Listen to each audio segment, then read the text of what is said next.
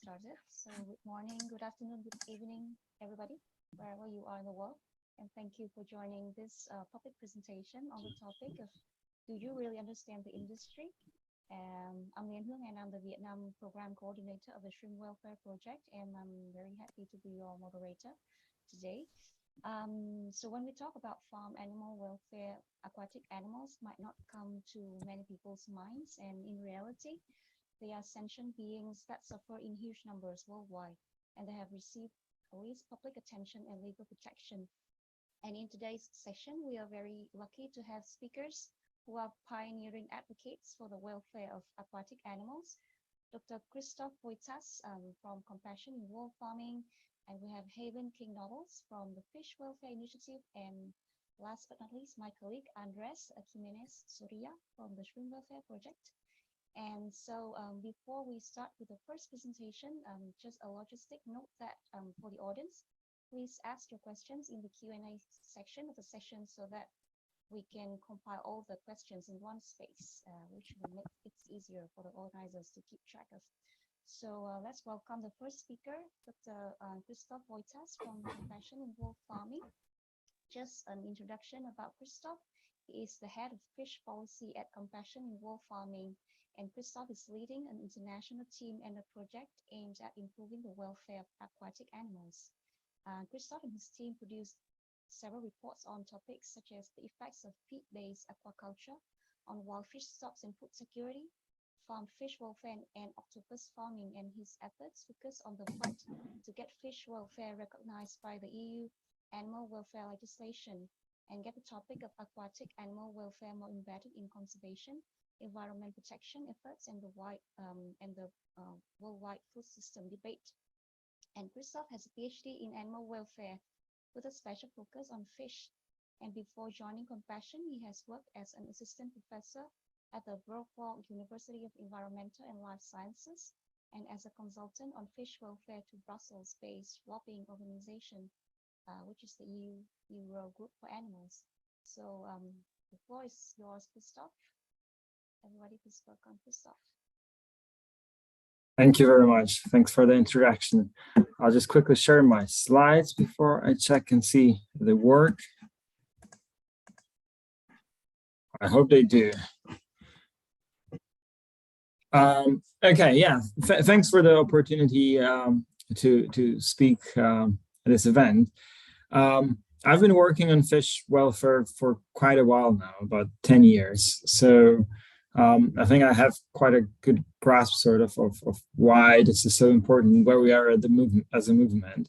And Compassion also, by the way, we work mainly, and I mean, my work is mainly focused on Europe, but we do also have an Asia grant program where we do help other organizations to work in Asia. And not just in fish, wider welfare issues, but we do have also two grantees this year in fish specifically, one on fish, one on shrimp actually, and those are not Haven and Andres being here, just for the record. So it's exciting to see more and more groups taking this on. I thought what I'm going to do with my presentation is just do a quick sort of overview and a bit of an intro to what Haven and Andres will be talking about, both of whom I know personally, and they have amazing projects, which I think are one of the most important projects in terms of fish on the fish or aquatic animals scheme at the moment. So I thought I'll just give a bit of an intro, and they can talk about the exciting projects they're doing. So I'll just sort of setting the scene for them.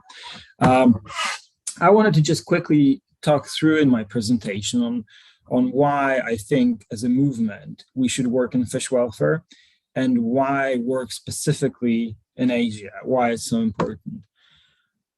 So first of all, and I think for people listening to this, it's probably obvious, but just to start with the basics, fish are sentient beings, and that's the reason why we should care for them.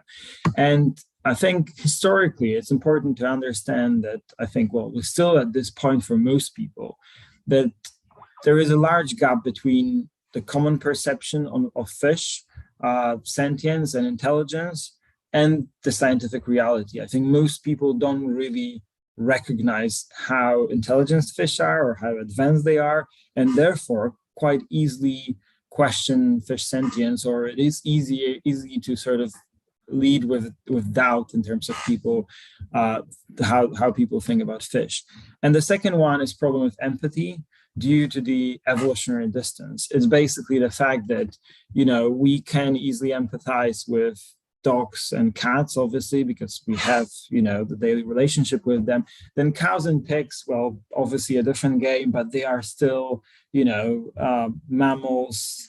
They are relatable. With fish, quite often it's more difficult. But we know now that, well, fish feel pain for sure. We have experimental evidence for pain in fish, and there's a lot of that evidence that the research has been really boosting in the past years. We know that we have the anatomical evidence for nociceptors in fish, so how they receive pain, and that those are similar to vertebrates, including humans. And we know fish can experience emotional-like states. This has been backed up by science. They can feel fear and stress and anxiety, depression, and even, emotions like joy and pleasure. And this is well grounded. I mean, you will still find some, I would say, a very small group of scientists which would question whether fish can feel pain, and this is quite often sort of, put in the argument. But I think if you look at the scale of how much research we have of fish feeling pain and feeling emotions, it's really heavy there. So we can be quite certain and be also in our advocacy be very confident with what we preach. And this is another example. This is a table from one of the scientific papers, which is summarizing all the pain criteria for animals. And you can see fish are actually the only group of animals, except mammals, which meet all the criteria for pain, which have been researched for all the criteria for pain. So in fact, we have less evidence for birds or reptiles or amphibians that they feel pain than we have for fish. And Victoria Braithwaite, who is a brilliant scientist, she actually said the sentence where she said that we have as much evidence that fish feel pain as there is for other animals and mammals, and more than there is for human neonates and preterm babies. So I think we can be quite confident here. But also, when I'm doing this sort of intro to talks, I also say this: it's important to know that fish feel much more than just pain. Obviously, that's the baseline for to take care of the welfare, but they are actually much more advanced animals that we quite often give them credit for. So we know fish have different emotions. We know now they can solve problems, and quite often very complicated problems. There was a recent study where cleaner wrasse actually, so one of the species of fish, can solve certain tests better than monkeys, which I think would be quite a big surprise for certain people. So they are actually quite a complex animals. They can even collaborate between species, which is not often heard of in any other animals, or any other groups, even in mammals. So things like that, which prove that fish are really very evolved. And if you think about it, it's logical because they've been on Earth much longer than any other, well, not any other, but then, for example, mammals, or than we have been. So definitely they had time to specialize and to evolve in that way. And also they live in a very complex environment where they need to tackle with a lot of certain issues. So they do need to have the capacity to process that. And unfortunately, while being sentient, fish are also the most abused animals on the planet. If we look at how they're caught or how they farm, actually they experience tremendous amount of pains, and we don't have time to go into detail, but just to move your imagination. In wild caught fish, so the one caught with fisheries, depending on the method, they're either crushed in net, and so quite often if the nets are elevated from big depths, they will be also the pressure change would mean their swim bladders and eyes will burst. If they caught in different gill nets or tangle nets, they can get entangled and stay there for hours or days, quite often attacked by predators. If they're caught on long lines, they will be dragged on those long lines, sometimes for days again, because those can be kilometers long. So a lot of suffering. And then in aquaculture, things are not much better. There quite often is a lot of confinement. The environment is not natural. Aquaculture is quite a new industry still. So, the needs of fish has not been properly addressed so far. And then we have different operating procedures. So things like sorting, vaccinating, where fish are quite often, left out of water for quite a long time. And obviously, as you can see in some of those procedures, they will be trashed around a lot. Then we have artificial spawning, which again is stressful for fish and can be painful. And then on top of that, things like water quality, which really can actually deteriorate, especially in intensive farming conditions, and affect fish welfare tremendously. Then we have parasites, disease. So obviously a lot that is sort of harming the fish in those conditions. And then at the end, we have fish slaughter, depending if it's wild caught fish or farmed fish. Those animals would most likely die in really horrific ways. So basically either suffocation or suffocation in ice, or a mixture of ice or slaughter, or sometimes ice or water. And sometimes they will actually get even gutted alive, which we can imagine putting that to land animals would be completely unacceptable. It's completely unacceptable anyway. But I mean, people don't probably usually perceive it that way. And just to back up what I'm saying, that it's not just, me having certain views. In Europe, where we have some basic fish legislation, not very advanced, and we're actually fighting in compassion to make it a much more detailed legislation, but we have some basic rules to protect fish. The European Commission, so the sort of the governmental body, produce a report about the state of welfare of fish during slaughter and transport. And their results of the report were basically clear that most or majority of fish in Europe suffered tremendously at the time of slaughter. And we can quite easily assume this is the case worldwide. So that's one reason. That sort of gives us one reason why we should care for fish welfare, because they're sentient and because they suffer a lot. But another reason why we should care for fish welfare so much is that there is the scale of the problem. And the scale of the problem is significant. If we look at the data, we know that around 80 billion land animals are slaughtered every year. And this is a tremendous number and is growing every year, unfortunately. So those are all the cows and pigs and chickens and geese, you name it, slaughtered worldwide. But if you put next to it all the fish slaughtered annually, this comes up to around 2 trillion. Those are obviously just estimates because we don't have precise numbers.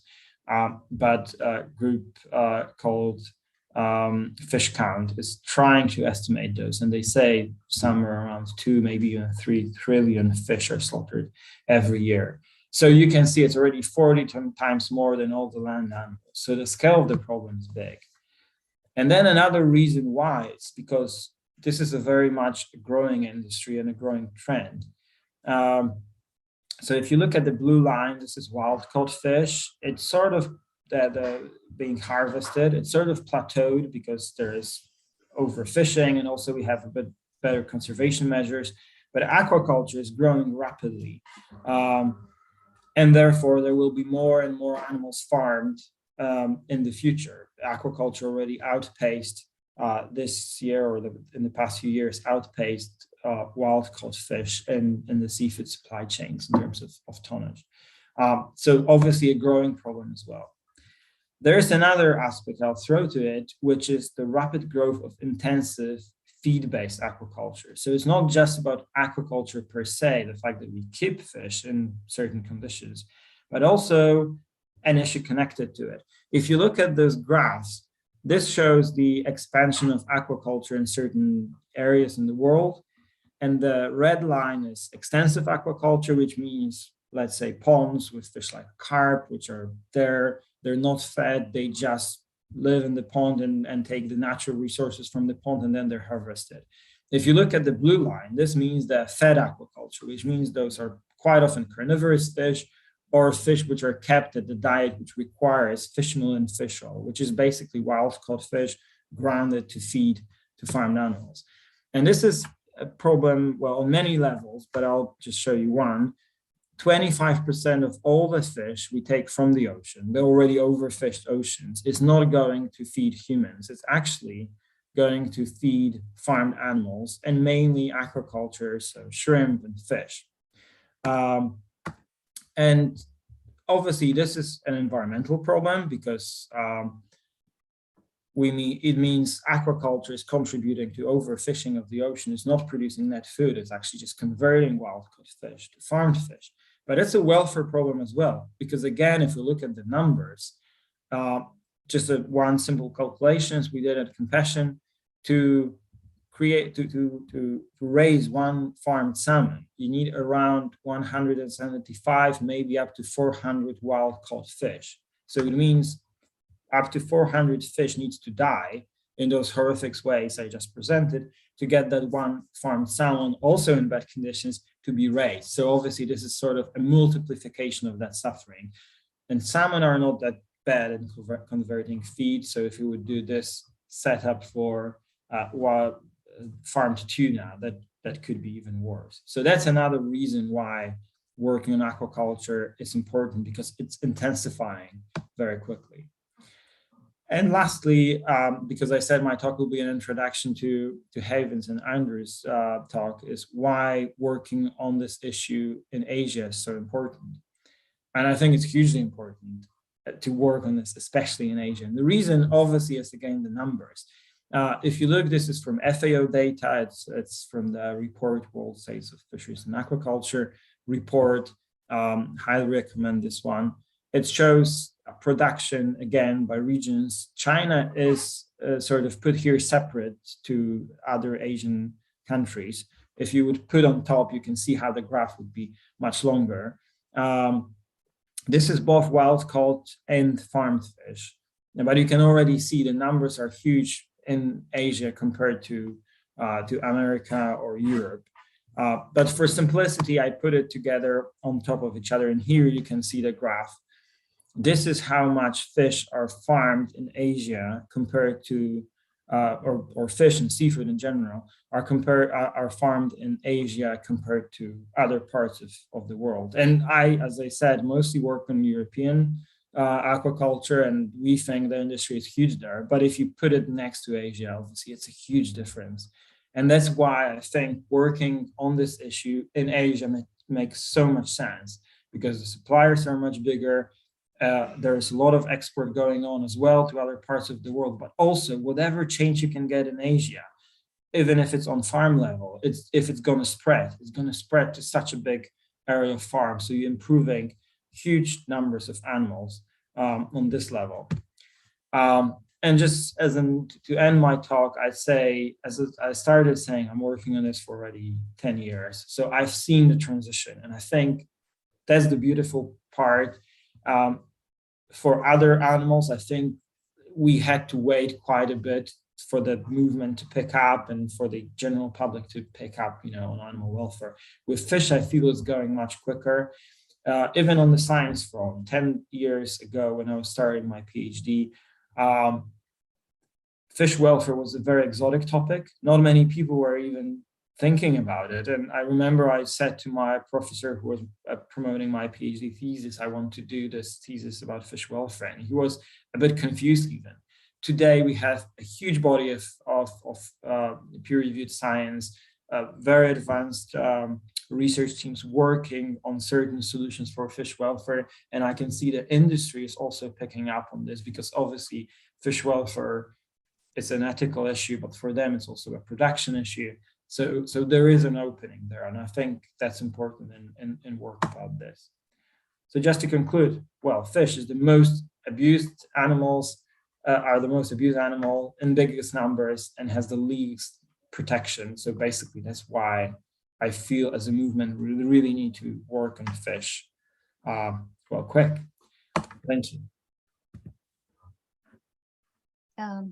Yes, thank you, Christoph, for your very powerful presentation on the need for the movement to focus on fish welfare, especially in Asia. And this is like just the right moment to bring us to the next presentation by Haven King Novels from the Fish Welfare Initiative. So Haven, just a quick introduction about Haven. He's the co-founder and director of operations at Fish Welfare Initiative, one of the very first organizations globally that works to reduce the suffering of farm fish. And previously, Haven took part in the Charity Entrepreneurship Incubation Program, founded by Effective Altruism Oberlin College, and graduated with degrees in philosophy and computer science. And Haven spends part of his year now living in Andhra Pradesh, the state with the largest aquaculture industry in India.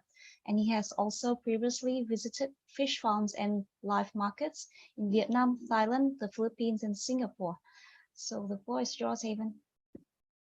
Great. Thank you. Thank you, Lin Hung, for hosting. Christoph, I enjoyed your talk. We have a tremendous amount of respect for you, your work, and the Compassion World Farming team. When we were starting our organization in 2019, you guys were like the rock solid team. They're like, okay, how can we like learn from these guys and emulate some of their successes and knowledge? So it's really cool to be on a panel with you all here today. I'll go ahead and share my screen here. Just a moment.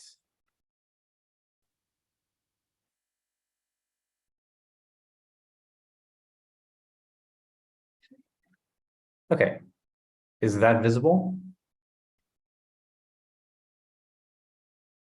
Yeah, Lin Hung? Great. Okay, cool. Oh, sorry. We can see your notes though. Oh, okay, that's a bit awkward. Just a second.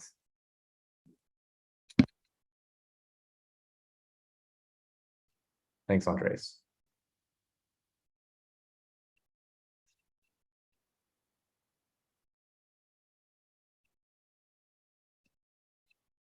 Okay, is it visible? Yes, even not perfect.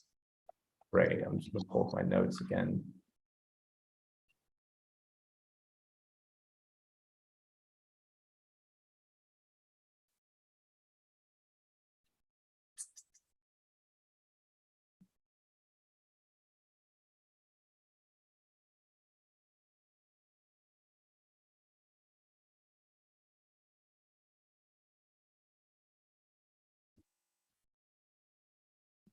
Okay, I'll just do this with no notes. So you want to help fish. Takeaways on fish advocacy from Fish Welfare Initiative. My name is Haven. Thank you, Lin Hung, for the introduction. I'm the co-founder at Fish Welfare Initiative, one of the first organizations working to reduce the suffering of farm fish across the globe. My talk will be specifically for people who are interested in working on fish welfare, especially say you're at an organization, you want to improve the lives of fish, you feel they're suffering, you know how important this issue is, but you don't quite know how to do so. I hope to leave you with some inspiration ideas for how you can do that. Okay, so the first part of my talk will be a case study on Fish Welfare Initiative.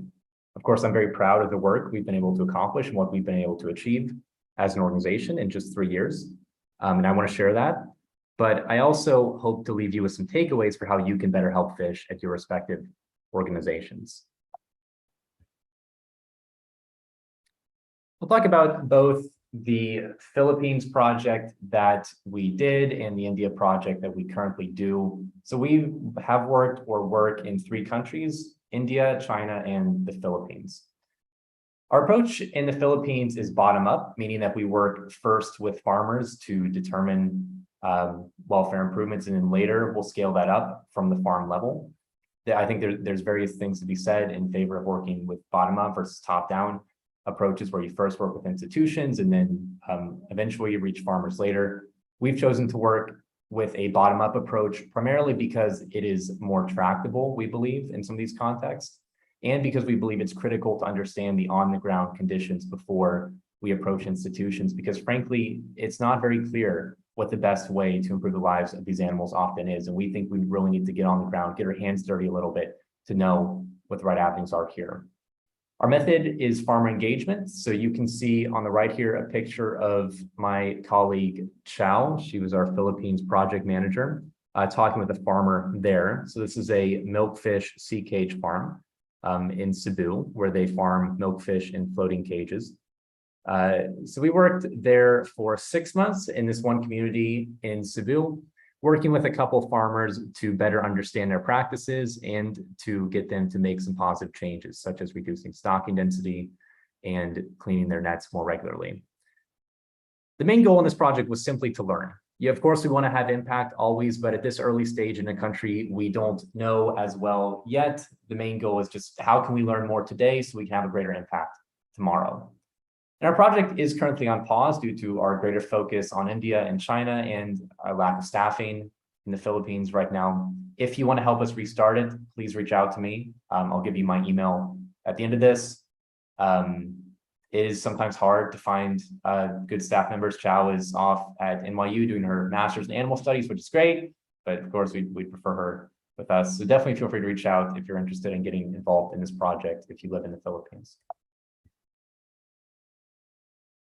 Some key results that we got in our 6 months there in the Philippines. 11 farmers agreed to improve practices. So for instance, one of these that sticks out to me was one farmer was stocking at something like 150 fish per cubic meter, which is way too high in our understanding of the science here. And we got them to go down to, I believe, 37 fish per cubic meter, which is not only good for the fish because they're less crowded, but it's also good for the farmer because they're going to suffer from lower rates of mortality and morbidity, lower rates of disease, which is a really big issue in these farms. I sat next to one farmer at an event we did in the Philippines where he had lost all of his fish, 100% mortality, twice in a row. That's horrible for the fish, but also horrible for the farmer. So we're at a place here with aquaculture in lower and middle income contexts like the Philippines, where I really do believe there are win-win solutions to be had here, where we can improve fish welfare and improve the lives of farmers, or at least not detriment the lives of farmers. That's important because these farmers are often vulnerable and marginalized people themselves, but it's also important if we want to have any tractability with these issues. We had some success working with the local government unit to mandate training. So now all farmers who want to practice aquaculture in Carmen are required to go through some sort of fish welfare training. The training we did counts for that. I'm not sure what they'll do. Now we're gone. And yeah, key lesson I'd say we learned was that there are serious knowledge gaps in farmer best practices, and that these are knowledge gaps that we, with the expertise we have and the experts we have, can fill in a way that's both good for fish and good for farmer because it lowers mortality and morbidity rates. On the right here, you can see a picture of a stakeholder forum that we did in Carmen, Cebu. Front is our project manager, Chow, and we got a lot of the community members involved. All the farmers came out, some local government officials and fisheries department people came out to understand what is fish welfare and why is it important that we integrate this into aquaculture. Now transitioning to our India project. Our approach in India is also bottom-up, though we do some more top-down work as well, working more with institutions as well, though most of it is bottom-up.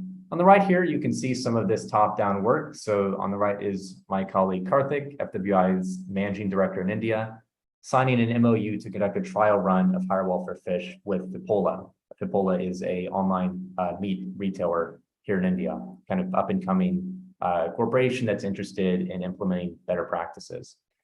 Our method in India, I mean, we have a few different programs here. We do a lot of research on the ground. So right now we're doing a control trial, for instance, with 2 farmers who are implementing, or one farmer who has 4 ponds, 2 of which are implementing an improved feeding practice, 2 of which are control. And we're seeing, okay, if we improve feed management, will that improve water quality? We currently think it will, but that remains to be tested.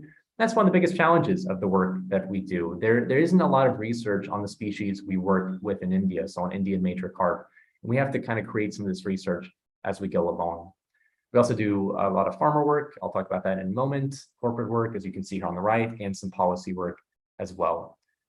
In India, in addition to learning, which is still a big focus of our work, especially with the R&D, we are working on implementing. I'll talk a bit more about how we do that on the next slide. And we currently have a project, our team size of 16 here. The Alliance for Responsible Aquaculture, or the ARA, as we call it, is our main program we are running here in India right now. It is a collective of fish farmers in Andhra Pradesh, so a state in Southeast India where I'm currently living, who use higher welfare practices in their aquaculture production. On the right here, you can see my colleague Manish taking a water quality measurement. So farmers in the ARA, they enroll. By enrolling, they agree to a couple of things. One, they agree to a stocking density cap of 3,000 fish per acre, which we believe is good for welfare. They agree to adhere to water quality ranges and follow corrective actions when water quality is not in the right range. So Manish on the right here is collecting water quality. If, say, dissolved oxygen was too low, then he would tell the farmer, hey, look, your dissolved oxygen is too low. That's not good for the fish. They're likely to die if this keeps going on. So you should increase aeration, or you should increase water exchange, or something like that. In exchange for that, we provide the free water quality monitoring. We tell farmers the data that we're collecting, free consultation on improving welfare and water quality, training, and potential future market linkages. In our experience, the main things that motivate farmers to get involved and stay involved with the program is the water quality monitoring, because they recognize that water quality is very important for production. Here's some stats and further details on the Alliance for Responsible Aquaculture.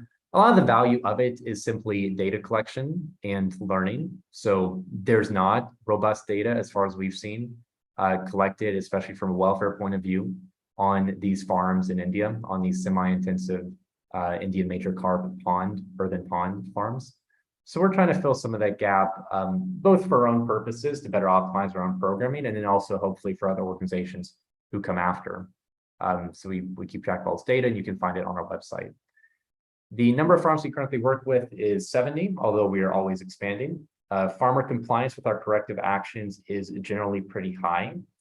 Part of this is because we only work with farmers who we think are likely to actually comply. So there's some bias here, but we're proud that the farmers who enroll tend to stay motivated, tend to realize that what we're doing is valuable for them. And some of them even decide that they later care about fish welfare, which is also heartwarming in a way.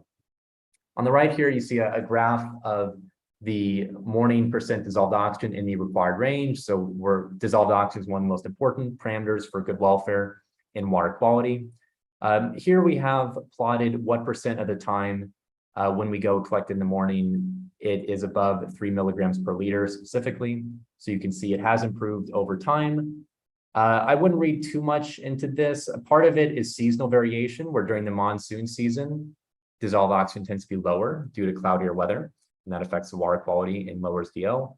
But also there's some bias here because we've added a lot of farms since the beginning. So, hard to draw concrete conclusions. And it is fairly messy working with farmers in this way, but we do the best we can. This is our impact so far. Most of it comes from India. There's some from the Philippines and from a smaller project we did in Portugal as well. We believe we've improved the lives of almost 700,000 fish. We've also set some important precedents. We have the first corporate commitments for fish in India.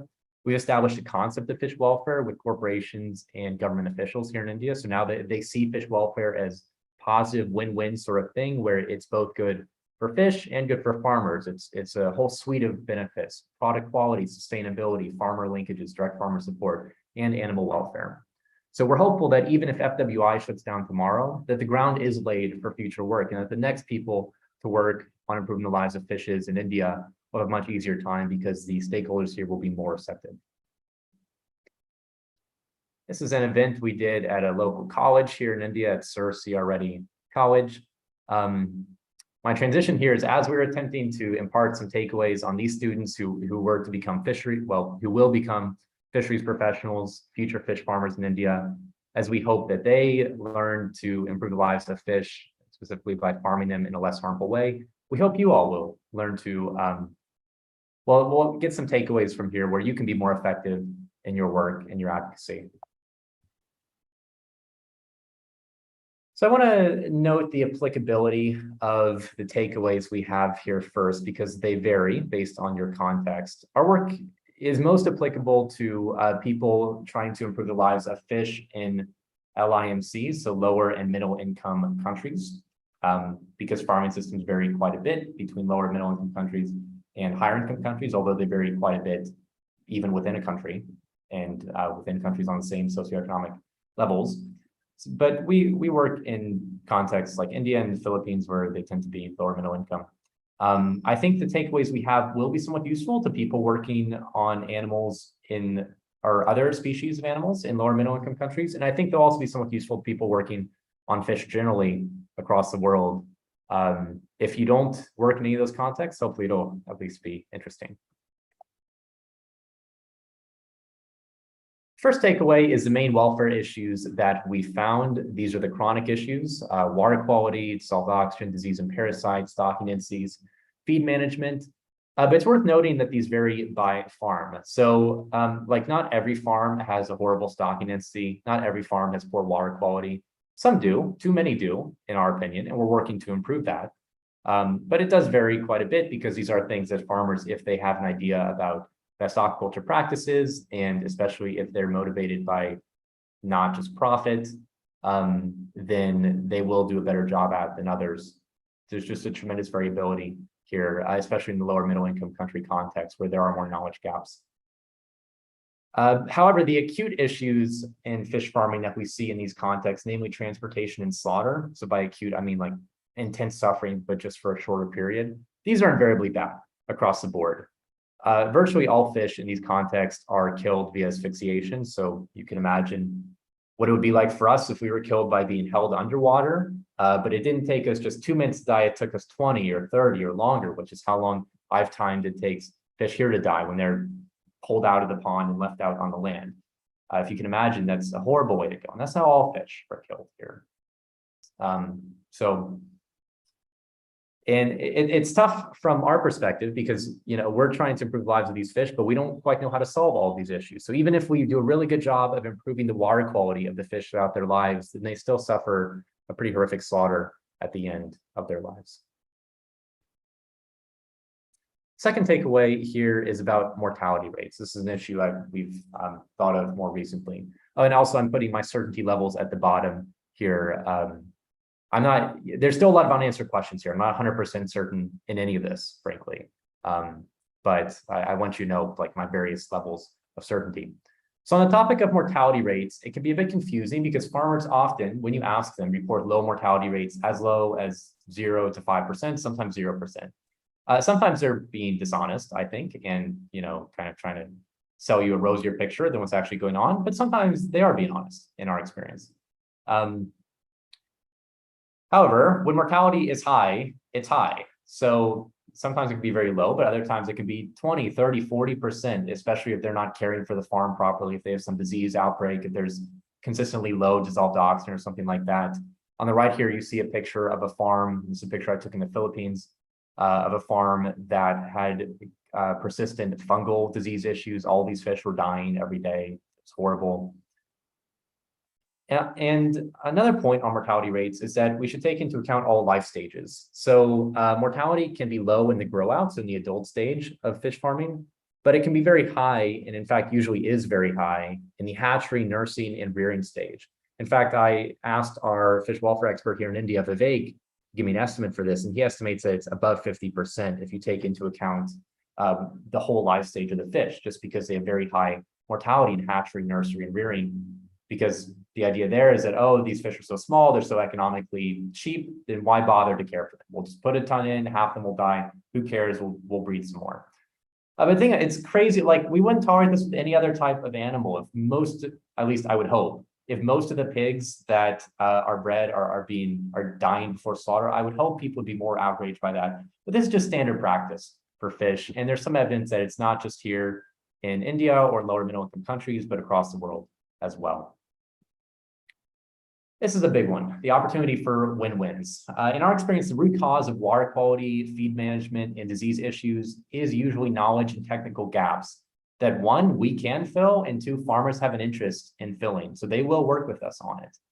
High mortality and high morbidity side rates of disease, it's both bad for fish and bad for the farmer. Even the fish that don't die in a mass mortality event, they're probably suffering as well, even if they make it through the slaughter where they're later killed. So there are win-wins here, and I think we should take the moment we have now to seize those, to work collaboratively with industry in a way, especially in these lower middle income country contexts where the production numbers are so high. though, at least for now, because as we fill these knowledge and technical gaps, I do believe that these win-wins will fill up. And I think we will probably get to a place where later the welfare gains that are to be made come at the expense of industry. I frankly think we're in that position now in the Western world, where like the industry is optimized so much. They have optimized very well, like what rate of mortality they think is acceptable. In my opinion, this is not my area of expertise, so Christoph will know more than I do. And they're okay with that. But we're in a different situation in contexts like India for now. We also do want to be mindful, just as another note, of affecting the industry in the broader run in ways that would lead to more fish being farmed. So we probably don't want to make it massively more profitable. It's good to help farmers in a way, but probably not good to lead the industry to greater intensification. So just kind of flow through effects to be taken into account here. This is one we've had to learn the hard way. Developing an effective and scalable program can take a long time, and this is particularly the case in a novel field. So on the right here, you can see FWI's plans we had in 2019 to develop our welfare improvements, so to develop our welfare ask. Our predicted timeline here was just 6 months from when we first, 5 months from when we first began. We went to develop our welfare ask by December of 2019. The actual timeline is that it's still ongoing. I mean, we have something we're implementing now, version 1 of our ARA standards, of our Alliance for Responsible Aquaculture standards. We're trying to do better on that, and it's not as good as we want. This stuff takes a lot of time. Hopefully, other people working on fish can do better than us. I'm hopeful that the Shrimp Welfare Project, given they're a very talented team, that you guys can develop quicker welfare improvements, and those will prove impactful on the ground. But I think we, especially the more EA-minded, impatient people like me, for instance, among us, can sometimes run the risk of trading off long-term impact for short-term gains. And I think we should be mindful not to do that. This stuff just takes time. These are very difficult problems. And if we're really going to change the world for fish and really create a humane world, I think we will need to think long and hard and put in a lot of effort and persevere in these ways. And we might not see results immediately. A last takeaway is to remember to innovate. Aquatic animals are a new frontier for the animal movement, and we will thus need new solutions. I worry sometimes we get caught in local maximums. This doesn't go for fish as much as for the broader movement, I would say, where we found one thing that we think works that's labeled cost effective, and then we just optimize the hell out of it. And that's good because it gets us impact.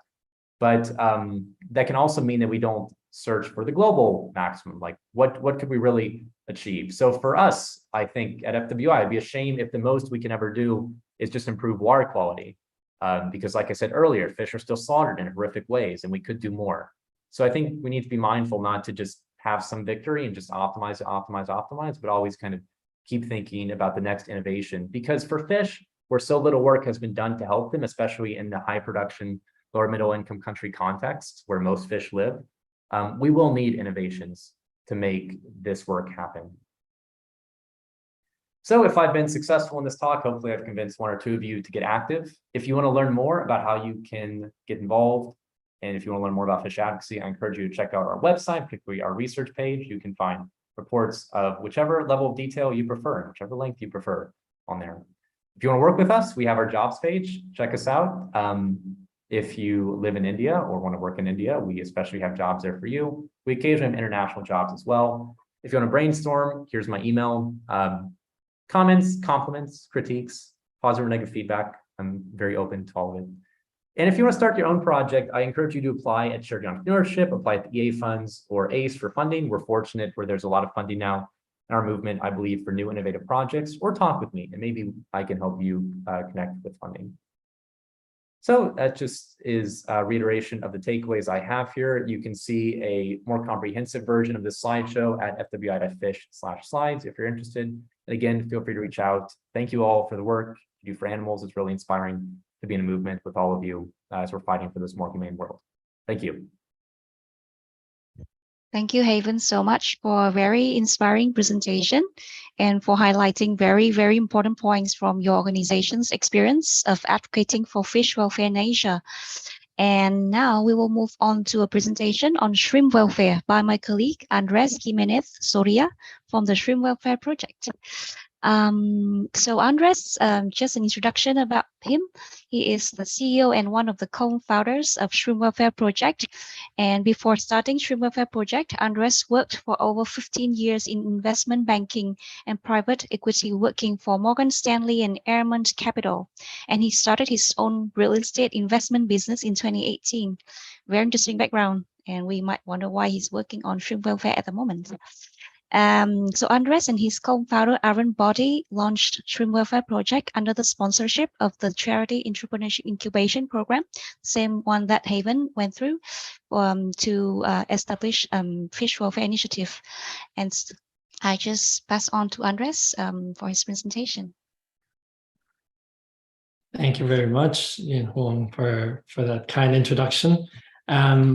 Thanks for Asia Farm Animal Day for inviting us to this talk, and I'm delighted to be sharing a talk with Christoph and Haven. As Haven said, I think when we launched, we relied a lot on the work that the Compassion World Farming had done in relation to shrimps, but also very much on Fish Welfare Initiative's work in India has been extremely valuable for us to take the right steps and maybe try to advance a bit more our impact.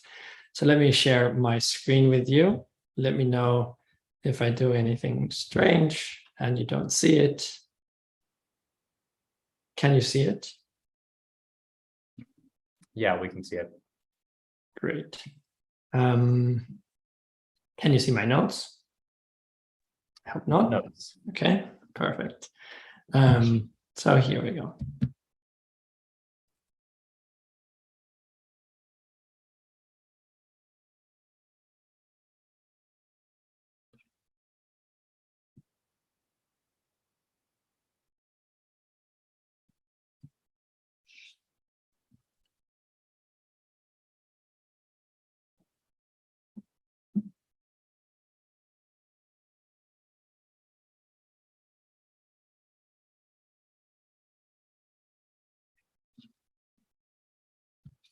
All right. If you're anything like me, that was probably the first time ever, that was one of the first few times you've ever seen a live shrimp swimming in a tank. This is not something that we see very often. I hope you appreciated how cool these animals are, and I hope it makes you wonder, what can we do about their welfare? As Lian Huang said, my name is Andres Jimenez Zorrilla. I'm the CEO and one of the co-founders of Shrimp Welfare Project. We are an effective animal advocacy organization that aims to cost-effectively improve the welfare of shrimps worldwide. During the course of the next 10 to 15 minutes, I hope to convince you that shrimp welfare is an important topic and why it is particularly important in the Asian context. This astronomically large number is roughly the midpoint of the estimates of the number of shrimps that are farmed globally every year.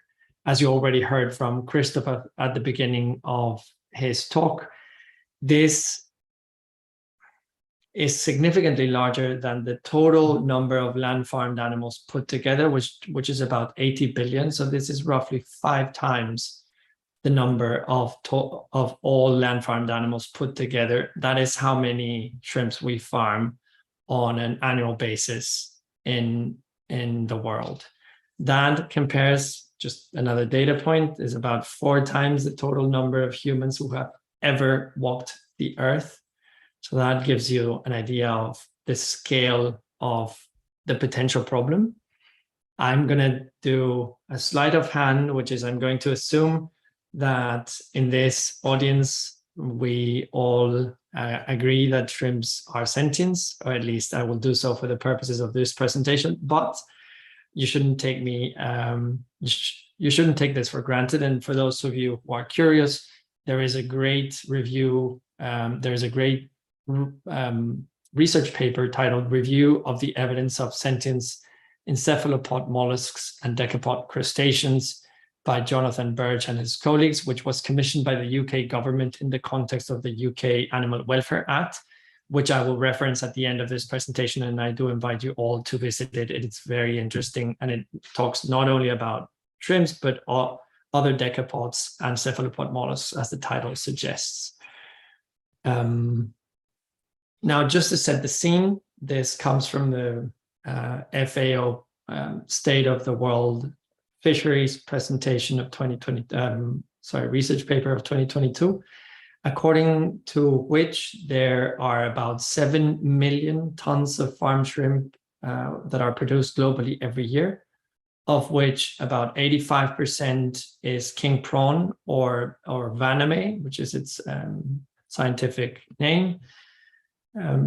Tiger prawn or Penis monodon is about 10% of the total volume, out of which about 70% is produced in Asia, and the Americas representing somewhere very close to the full balance of the of this 100% production worldwide. There are several things to highlight in this slide. It's very dry, but bear with me for a moment. The first one is that almost all of aquaculture, crustaceans raised in aquaculture are raised in Asia. In this slide, you can see that 10 out of the top 15 producers of crustaceans in aquaculture are Asian countries. And this is similar, this is not just crustaceans, it's pretty much the same for shrimps. There's another interesting data point here, as you'll see with Ecuador, which is one, very large as well, and in shrimps is even larger proportionally. But two, it's growing extremely rapidly. All aquaculture production is growing very rapidly worldwide, but in particular, in the case of crustaceans and shrimps more specifically, Ecuador is growing very, very rapidly. And this puts some pressure to some of the more established Asian producing countries to increase their productions. There is a real competition to be at the top of this league table, let's say. And that can only be done through two ways. The first one is increasing the surface for production in aquaculture, so the total surface of ponds, which has its own negative issues, such as, for example, depletion of water resources or destruction of mangroves, etc. Or alternatively, or a combination of the two, intensification, so more animals being put in the same available area, which has its own other considerations, which we'll talk about in a moment. From an economic perspective, it's also very important to, when we try and think, okay, what type of industry are we facing, or we're trying to implement change in shrimp production or the shrimp farming industry. In terms of value, shrimps and prawns represent 16% of the total value of aquatic production. That is an industry of $25 billion in 2020. And from a species-specific perspective, wide-leg shrimps, which is the one I mentioned earlier, king prawn or vaname, represents the highest volume, followed only by grass carp. This is and then in terms of value, given how high the price per kilo of shrimp is, that's even bigger. From a social point of view, economic and social point of view, fisheries and aquaculture generate about 58 million direct jobs. Fisheries representing about 38 million, out of which 80% are located in Asia. And aquaculture generates about 20 million jobs, 95% of which, so essentially the totality of which, are located in Asia. That is 50 million jobs in the primary fisheries and aquaculture section in Asia alone. So there are many other graphs here that I could show you that make the basically the same argument that I'm trying to make, which is production is huge. The number of individuals is astronomical. It's growing very rapidly. It's economically very important to these countries. So it is an entrenched industry. It is mainly concentrated in Asia, and it is socially very important as it generates several tens of millions of jobs. So this is just to tell you, it is complex to change this system. And those of you or us who want to change it, we have our work cut out. But there are, as you've seen from Christoph's talk and Haven's, there are a lot of things that can be done. So what does this mean from an animal welfare perspective as they relate to shrimp? This race to increase production leads to welfare concerns in the shrimp farming industry, two of which are shown in this slide. The first one being poor water quality, as both Christoph and Haven mentioned. Water quality is extremely important. Water is the medium in which these animals live their whole lives until they're taken out for slaughter, or sometimes handling in finfish. But it is very important that this water meets certain very specific characteristics for the aquatic animals, or shrimps in particular, to survive and thrive.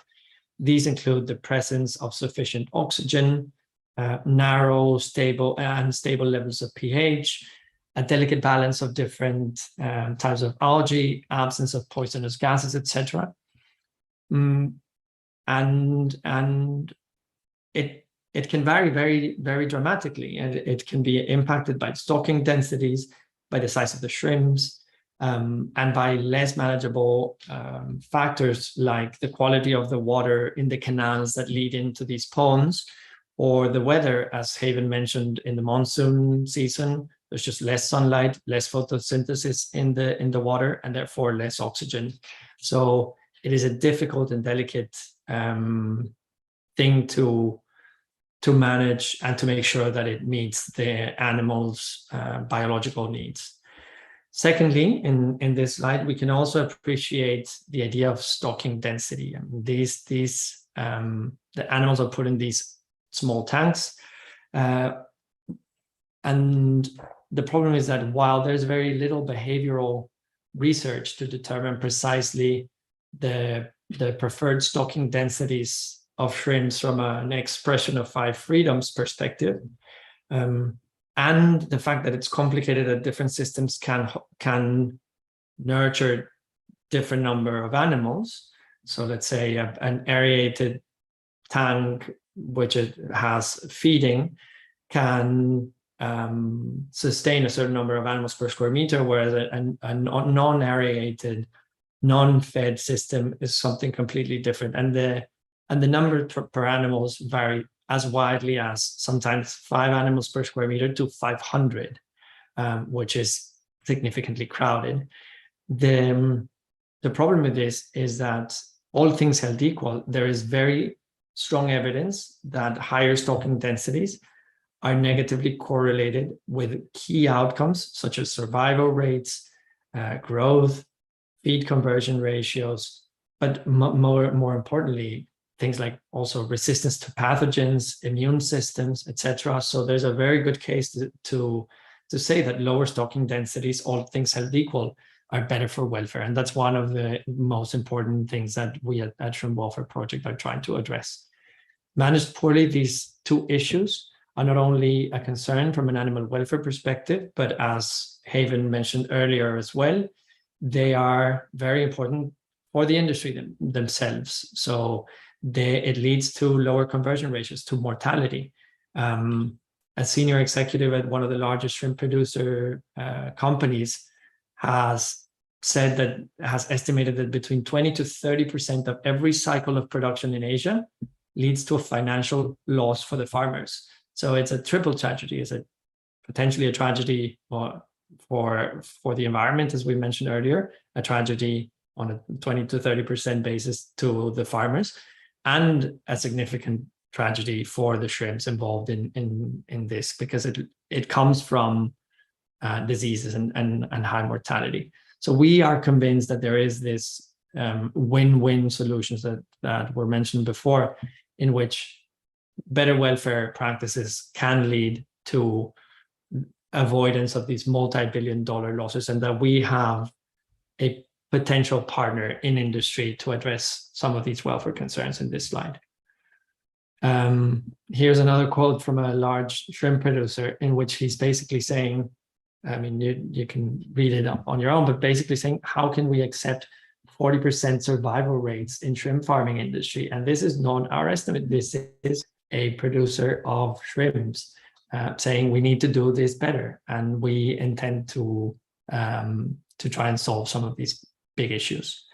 The next significant welfare concern is slaughter methods. Currently, theoretically, shrimps are taken out of the water and submerged in ice water slurry, which in theory should render them unconscious, anesthetized while they die.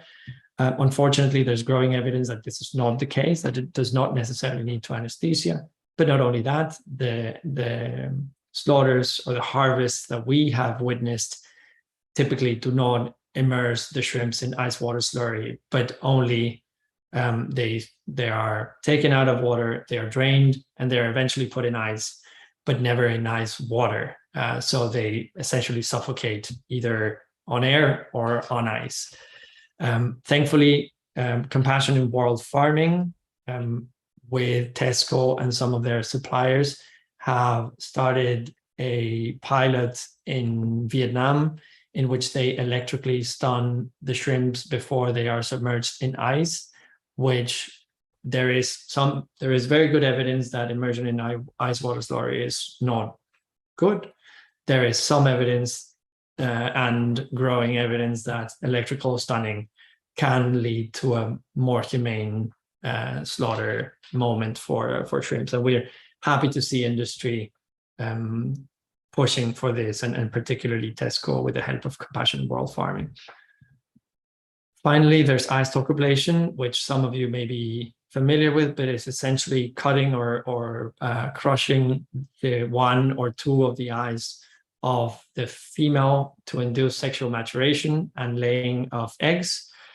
Thankfully, academics led by Simao Zacharias from University of Stirling have proven that females that have not been subjected to this practice can be just as productive in terms of number of eggs laid, but most importantly, that their offspring are more resistant to certain stressors like salinity variations and diseases. So there's a good case to be made that it's in the industry's interest to address this and to remove this practice from its production methods. And we are seeing that in some pioneer large producers. So we're happy to see that, and we intend to support the eradication of this practice. Finally, a note on how we at Shrimp Welfare Project work, which basically we try to establish, as I was telling you, the link between higher welfare, better outcomes for industry, and try to make them see that it is in their interest to adopt these. We promote the adoption of these higher welfare practices. We want to support the transition of the market to these higher welfare produced shrimps. We are furthering welfare-focused research. We are undertaking some ourselves, and we are making more prominent the gaps in knowledge so that we learn more about the welfare of these animals. We are promoting the inclusion of our welfare standards, very preliminary ones, by large buyers and traders of shrimps and producers, with a goal to improve the shrimp health and welfare. This is one event that we are very proud of. We recently signed an MOU with 7 stakeholders in India who are responsible for more than 1 billion shrimps per year, in which they've committed to observe the highest possible welfare standards as defined by Shrimp Welfare Project. we are very hopeful about the work that we will undertake with this forward-thinking group of producers led by Dr. Manu Sharma. And that's it from my side. Here are some of the resources that I was mentioning earlier: reports, the talk of compassion in world farming's exercise with Tesco, and please feel free to reach out if you have any feedback, if you want to talk. And again, thanks everyone for having us here. I will stop sharing my screen. Back to you, Lin Huo. Thank you so much, Andres, for a very insightful presentation. And like as a team member of Andres in the Shrimp Welfare Project, I feel that it is both challenging and exciting to advocate for the welfare of farm shrimps. It's a cause that has not received as much attention as it deserves. Sarah and the team, I hope that we still have 15 minutes for the Q&A. As we planned, we run a bit over time for the presentation part, but I hope that the audience and the team can also can still support with the Q&A. Okay, that's good to know.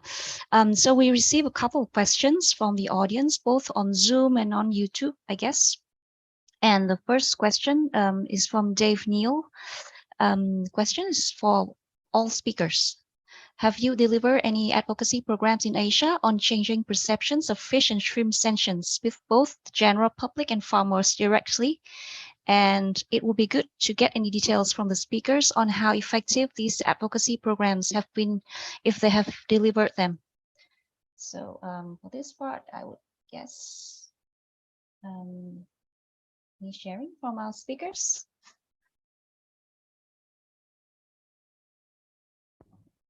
I can answer it first unless anyone else feels strongly. So we haven't focused at all on consumers right now, largely for two reasons. One, because it's very difficult to get consumers to care about aquatic animals, unfortunately, though there is some evidence from your group of animals that consumers do care, at least European consumers care about the welfare of aquatic animals. And two, because we felt like we haven't had to. The changes we're making now are kind of like presupposed on this win-win idea, where by adopting improved practices, farmers reduce mortality and morbidity. And it doesn't really matter if the consumers are willing to pay more for a better product. It's just enough that the farmers care and that industry cares. However, I don't think that'll get us all the way there, at least as far as we want to go. I think we will need to get consumers to care at some point. So this work will be necessary, if not today, then tomorrow. We have done work with farmers, and whenever we do events with farmers and corporations, it is always part of the event where we talk about, hey, fish feel pain. Sometimes they're aware of it, sometimes they're not. You should treat these animals as moral patients, as sentient individuals who deserve our consideration, who deserve not to be made to suffer. And they're generally receptive to that, maybe even surprisingly so. We're not telling them like stop farming these animals. If that was the implication of us talking about the fact that they feel pain and deserve our respect, they probably wouldn't be as receptive. But with the implication being that we should treat them better, they are pretty receptive, I've seen so far, at least in changing their practices in the way we want them to be changed. Thanks, Hayden. Any insights from Andres and Christoph? Yeah, happy to add. I think our approach has been very similar to that of Fish Welfare Initiative. Interestingly, we interviewed several farmers. We interviewed 20 farmers in India and asked them specifically whether they felt that shrimps felt pain. And every single one except one said that they did think that shrimps could feel pain, which frankly, when we reflected on it, is not very surprising. These farmers have a much more intimate relationship with shrimps than people have with them as consumers. And they see how they behave, they see how they get sick, they survive, they die. One of them very endearingly even said that he spent more time with his shrimps than he did with his family. So if his shrimps were sad, he was sad. So there's always this cognitive dissonance of being really caring about the animals and farming them, but we haven't felt the need of trying to convince farmers that these animals feel pain. There's even many prominent farmers that propose that stress-free shrimp are better shrimp, or happy shrimp are better shrimp, better quality shrimp. So producers themselves are trying to do this. It's just from what we've seen, sometimes they lack the technical knowledge to achieve this sort of happy shrimp in the way that they call it. So we also haven't felt the need to do any consumer-facing efforts, and we also think that it's better if we have a specific way of working, and we have decided to work collaboratively with industry, and there may be some other organizations that will think otherwise and do differently, but we've decided to work with industry. Thanks, Andres, for your answer. Christoph, any thoughts on this? Yeah, I don't think I have much to add. I mean, we do have one grantee in Japan who is doing some work, sort of more public-facing awareness work on fish sentience, specifically on eels and sort of eel farming and stuff like that. But it's a rather small scale grant, and it just started, so I can probably not comment sort of how it's going. I think, yeah, what Haven and Andres said makes most sense in terms of their approach, and I think probably can get more or a lot of progress without necessarily reaching the wider public when you work directly with farmers. But obviously, I would encourage the groups who do advocacy work, public-facing work, to just include fish in their general narratives, because I think that helps obviously getting more recognition among the public of fish being sort of part of the circle of compassion. It's helpful, and ultimately we will need that obviously to move beyond certain sort of actions, sort of in certain tactics, I'd say. Thanks, Christoph. I think it will be a very important concerted effort if, like this is an opportunity for the work of another organization, so that, we can support each other in our work to help aquatic animals. So the next question, also from Dave Neal, is about eye stalk ablation. So what is the historical basis or evidence used by farmers that eye stalk ablation increase female reproduction rates? Andres, any thoughts on this? Sure. I think eye stalk ablation was discovered I think in the 70s or 80s. And basically the physiological way it works is there is a gland behind the eyes of shrimps that secretes a hormone that limits the sexual maturation of the animals when they are not in ideal conditions. And because clearly these animals are not living in the maturation tanks, do not necessarily, they're not a replica of the way that these animals would live in the wild. They appreciate that that's probably not the ideal environment to reproduce. So their bodies secrete this hormone that inhibits sexual maturation and egg laying. So they realize that by removing 2 or 1 at least, the level of that hormone would decrease. And then the body of the female essentially goes into somewhat like an overdrive and starts producing eggs. So basically it's kind of a very crude way, but it's like removing the brake of this natural tendency of laying eggs. So it is true that it allows the animal to start laying, or it leads the animal to start laying eggs. This is real. What is also true is that recently it has been seen that by doing that, some of the females, well, there's the suffering of the practice itself, but also some of the females die from the stress and infection of that kind of intervention.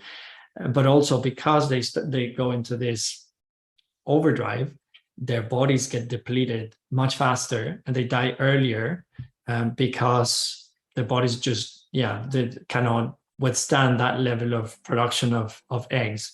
So by preventing that and by caring for the animals and just getting them to be in an ideal situation in which they feel comfortable to lay eggs, the animals can live longer and therefore end up laying as many eggs. And the important thing is that the offspring of those eggs are more resistant to stressors, including disease, which is, great for welfare, but potentially also great for the industry because they don't have to do this inefficient allocation of resources and these multi-billion-dollar losses that they face every year.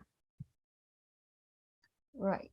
Thanks, Andres. We still have a couple of more questions, all very big and important questions for the speakers. So the next question is, what would you say is the biggest obstacle in advocating for fishes and other aquatic animals? I think this question is for all speakers.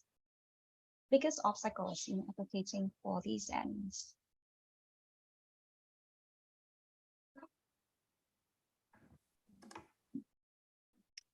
One thing that comes to mind for me here is a lack of obvious thing to ask for. So compare the state of fish advocacy with the state of like egg laying hen advocacy. There's organizations in many, many countries across the world now that do effective cage-free work that basically get corporations to commit to going cage-free and then later enforce these commitments. And there's a massive impact there. And part of the reason I think they can have that impact is because we know what the ask is. It's ask corporations to go cage-free.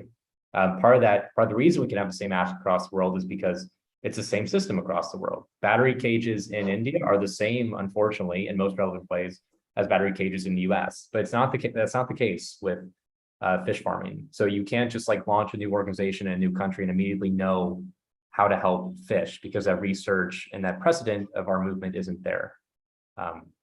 That's what I think is one of the biggest ones across the world. Thanks, Haven. Yeah, I'm sorry. I'll just add. I agree with what Haven said, and also probably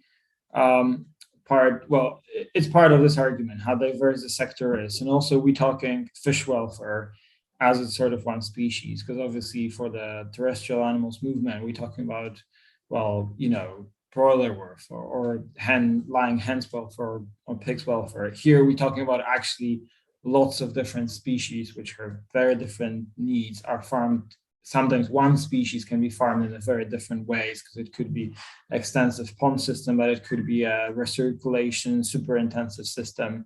And then there's multiple species, and we don't even talking just about fish, but also shrimp or other aquatic animals. So I think, yeah, it's actually a huge sector or huge area of work, which we try to sort of put together as activists, I guess, into one bucket and then work on it. But obviously, it's a very complex area.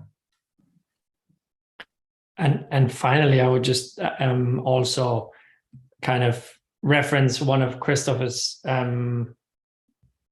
points at the beginning of the presentation, which is this kind of lack of immediate empathy for these kind of stranger animals. I think that has also not necessarily helped a lot, but I do see it. I agree with something that was said earlier, which is it's advancing very quickly. Getting to the point where we are in some land farmed animals has taken several decades. It's not really the last few years of corporate outreach work that has gotten us where we are. It really was building on the work of advocates for decades. Whereas I think, fish welfare has also been working on decades, and Christoph is one of the is proof that this has been going on for years. But really, the movement has only started looking into this very recently, and my sense is that it's attracting attention rapidly. Thank you, our speakers, for your very detailed answers. We have another question, and I will notice that there's some a member of the audience raising your hand. Maybe after this question, I'll take yours. So the next question is, thank you for the inspiring presentation. This question is from Anbu from Acres, by the way. And Anbu's question is, any reports or case studies which shows economic gains for farmers by adopting better welfare for these animals, translating lower mortality into profits or better money? Thank you. I would love to answer that question, because that's one of the things for shrimps. There aren't many, and especially there aren't many that I think focus specifically on isolating these better welfare practices and holding everything else equal. And that's one of the things that we intend to focus on during 2023, just doing 2 identical ponds, or as identical as we can find them, and figuring out what is the impact of higher welfare practices on different pond outcomes, including profitability, because most of the studies that we have seen actually confound different variables. So sometimes they check whether higher stocking density is bad for survival, for example, but they measure 2 completely different farms. Sometimes the one that has the higher stocking density has higher stocking density precisely because it can, precisely because it manages water to a higher degree. So what we want to do is be able to isolate the impact of these higher welfare practices and see how they translate into profitability. So great question. And for shrimps, there is nothing that we have seen. Thank you, Andres. Any take from Haven on this? I don't know of any off the top of my head. I would imagine they exist for fish. You on our research page and our flagship welfare improvements in aquaculture report, you might be able to find some stuff linked there. But I would ask Christoph if you know of any. Yeah, I'm pretty sure that there is more than I know of. There is one which I actually pointed out in my presentation, which was the European Parliament report, which is not specifically a sort of cost effectiveness analysis, but there was part where there was they tried to analyze how implementing humane slaughter, what would be the cost of implementing humane slaughter in Europe. And the report surprisingly actually concluded that there would be an initial cost, obviously, of installing the equipment and so on, but then at the end it would benefit the farmers because you need less staff and there is better safety for the staff, and then the quality of the product at the end is much better if obviously it's done in a correct way. And we've seen that also within case studies on sea bass sea bream in Turkey, when we've had the same feedback that other than being more humane, there is effect on the flesh and sort of on the fillet, the loss of scales and so on. So yeah, definitely, I think there could be more cases, presented there, and I'm pretty sure there is more evidence. I haven't been concentrating on gathering that, but there definitely is. Thank you, the speakers, for your answers to this question. I think this is like a very powerful argument if we want to advocate for farmers to change their practices.